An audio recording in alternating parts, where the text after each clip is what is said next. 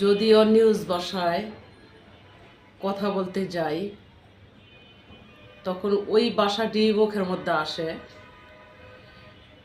গত জুলাই আন্দোলনে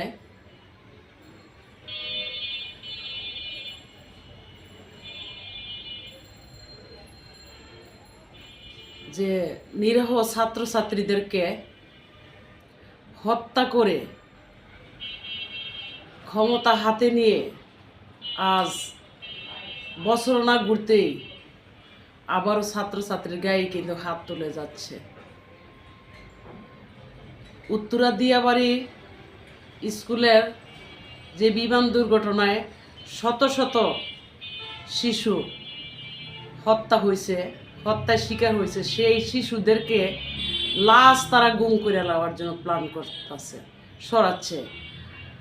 মরছে 200-300, তারা বলে 20 জন 10 জন।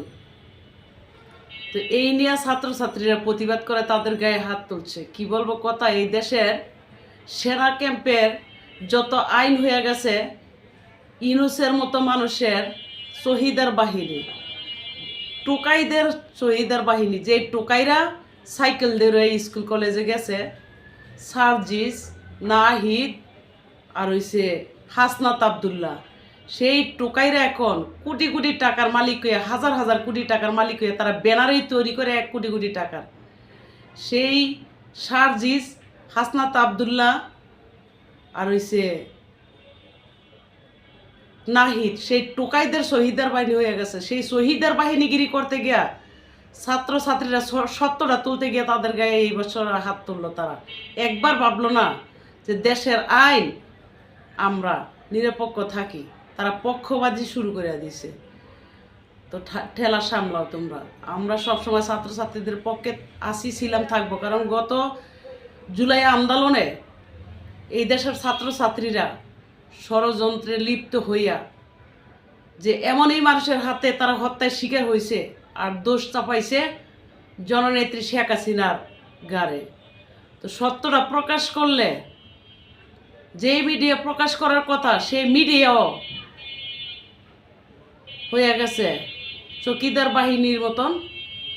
তো তারা যেন ভাবে একবার যে আবার ক্ষমতা পাল্টাইতে পারে, ক্ষমতা পাল্টাইলে তাদেরও কি হবে। আমার কথা হইলো, যারা সত্য মিডিয়া বর্তমানে মোবাইলে যারা পোস্ট প্রচার করতেছে, তারাই অরিজিনাল সাংবাদিক হবে, কারণ তারা সত্যটা প্রকাশ করে। আর যারা সত্য প্রকাশ করার কথা, সেই মিডিয়া হয়ে গেছে তাদের সাথে হকার বাহিনী, টুকাই বাহিনী। আর কি বলবো, বলার ভাষা নাই। সত্যটারে মিথ্যা বানাইয়া তারা পোস্ট প্রচার করে।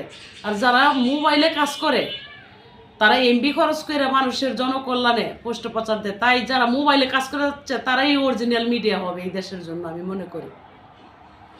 আজকে জননেত্রী শেখ হাসিনা দেশের মধ্যে থাকলে কখনো এরকমটা হতো না, বা হওয়ার কথাও না।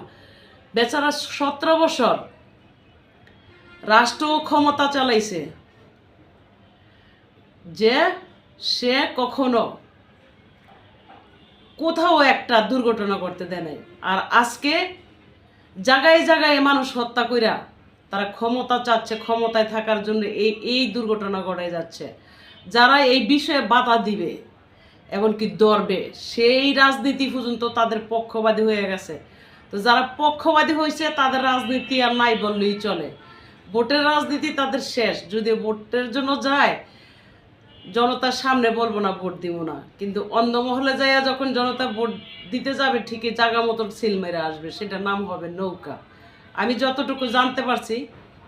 আর যারা অত শত চিল্লাপাল্লা করে গেছে, আমাদের জামাতের বাইয়েরা যাচ্ছে, তারাও সিরা খেতায় শুয়া রঙিন স্বপ্ন দেখতেছে, কোনো কাজ হবে না।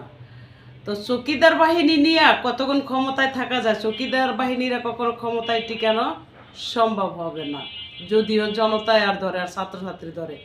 আমরা 52 ভাষা আন্দোলনের ইতিহাস পড়ছি, 71-এর ইতিহাস পড়ছি, জুলাই আন্দোলনের ইতিহাসও দেখলাম, 24-এর জুলাই আন্দোলনের ইতিহাসও দেখলাম। ছাত্রছাত্রীর কাছে কিছুই কুলায় না।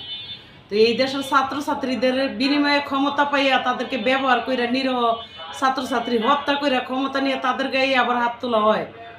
এমন কে হলো, দেশের অভিভাবকরা কি মরে গেছে, আমরা ছাত্রছাত্রীদের জন্য আছি। যারা ভালো মানের ছাত্রছাত্রী প্রজন্ম যা কিছু দিয়া সাথে থাকা লাগে তা দিয়েই থাকার জন্য প্রস্তুত সকলেই, কারণ দেশ ও জাতি বাঁচাইতে হবে।